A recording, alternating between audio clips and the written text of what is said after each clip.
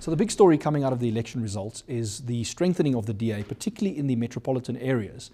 We see the city of Tshwane very closely contested without an outright majority, which points to a likely coalition politics arrangement in Tshwane in the years to come. The ANC losing ground. We see in the Nelson Mandela Bay metro, the DA showing a very strong rise and taking that metro, which is significant in terms of the DA having a second metro to govern. What is also interesting is the EFF coming up with 7, some areas 10, 12%, which raises the question, will the EFF be the kingmaker deciding between the ANC and the DA of who gets to run these big metros? That is significant, particularly in the urban areas where we see a lot of young urban South Africans making the choice to vote for the EFF.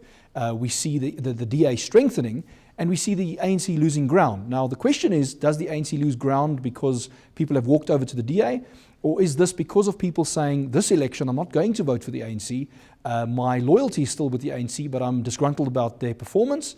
And because of this, we're seeing the opposition parties relatively stronger. I think the second big thing to notice in this election is that South Africans are still voting along identity lines.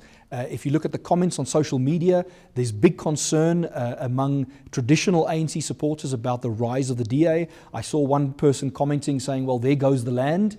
Understanding that a DA government in some of these cities would be much more orientated towards policies of investment and job development as opposed to the ANC policies around redistribution of housing, electricity, etc. And so it raises a significant question around who will the DA and the ANC align themselves with. If it is with the EFF, we could see a significant move in policy towards the left with the more militant EFF-orientated ANC. The alternative would be the DA and the ANC finding each other as a counterbalance to the EFF, which for those in the metros and particularly for the business community, I think would be much more attractive. I think the key observation out of this election is that South Africa's democracy is functional.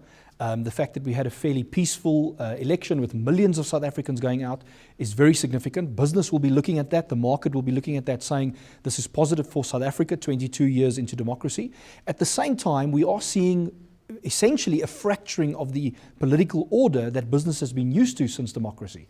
And so that raises the question, how do you do business in Cape Town with the DA versus in a place like Gauteng where you have a coalition versus KwaZulu-Natal where the IFP has continued to be strong, and a place like Limpopo where the EFF has come up as the official opposition.